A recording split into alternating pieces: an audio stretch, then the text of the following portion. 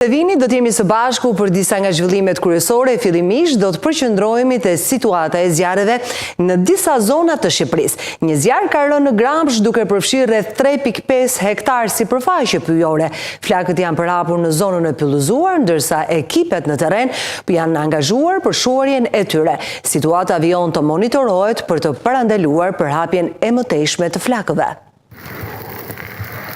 Një zjarr i përmasave të konsiderueshme ka përfshirë rreth 3.5 hektar sipërfaqe pyjore në fshatin Jan Çmal, në njësitë administrative Tunj të Gramshit. Për neutralizimin e flakëve janë angazhuar 8 zjarrfikës dhe 5 punonjës të shërbimit pyjor, ndërsa ndërhyrja po kryhet në kushte të vështira për shkak të terrenit të thepisur dhe mungesës së rrugëve të aksesueshme për mjetet zjarrfikëse. Për të mbërritur në zonën e prekur, ekipet janë detyruar të përshkojnë rreth 1 orë në këmbë, duke transportuar në shtëpinë pajisjet e nevojshme për ndërhyrje.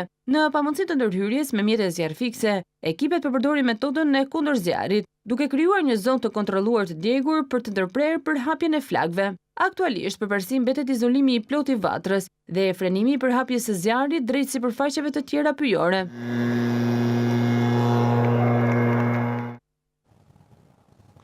Zjarri i rënë në zonën e Dukatit ka marrë përmasa të mëdha, duke vënë në vështirësi forcat zjarrfikëse, të cilat po përballen me flakët në një terren të vështirë malor.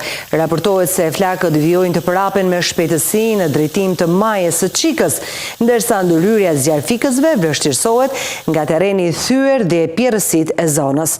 Forcat zjarrfikëse vijojnë betejën me flakët në përpjekje për të izoluar vatrën dhe për të parandaluar përhapjen e mëtejshme të zjarrit.